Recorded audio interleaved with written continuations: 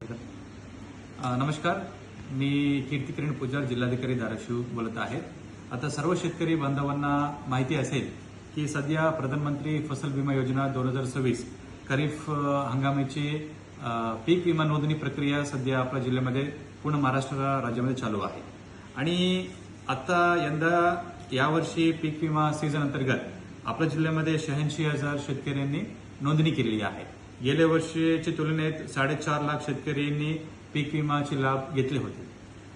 यावर्षी फक्त 18% पीक विमाची नोंदणी झालेली आहे। सो आपला या पीक विमा भरण्यासाठी 31 जुलैपर्यंत मुदत आहे। सो सर्व शेतकरी बांधवांना आम्ही आवाहन करू इच्छितो की आपण या प्रधानमंत्री फसल विमा योजना याचे लाभ आणि याच्यामध्ये नोंदणी आपण 31 जुलैपर्यंत करून घ्यावी। यासाठी आपला स्वतःची फार्मर आयडी असणे आवश्यक आहे आणि ई पीक पाहणीमध्ये आपल्या पिकाची नोंद करणे अपेक्षित आहे। आणि सध्या दरम्यान एक असा संभ्रम निर्माण झाला होता शेतकऱ्यांमध्ये, आपण जेव्हा सीएससी केंद्राला गेल्यानंतर पीक विमाचे अर्ज भरते वेळेला पीक कर्ज घेतलेले नसल्याबाबत स्वयंघोषणापत्र हमीपत्र सादर करणे अपेक्षित होतं, असा अटी एक आहे। आणि या संदर्भात शेतकऱ्यांमध्ये आणि मीडियामध्ये पण याचा विचारणा झाला होता।